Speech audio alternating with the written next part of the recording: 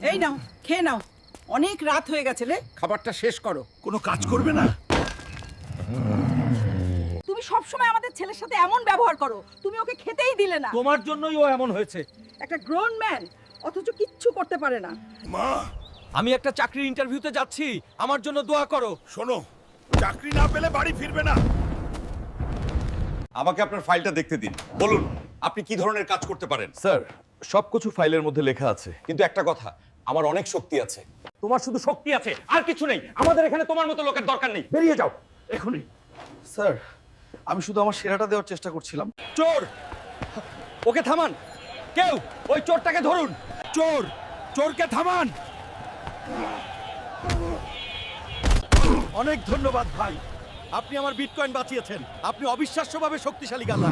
আপনি কি করেন? আপনি কি আমার দেহরক্ষক হবেন? তো আজ থেকে তুমি আমার দেহরক্ষী।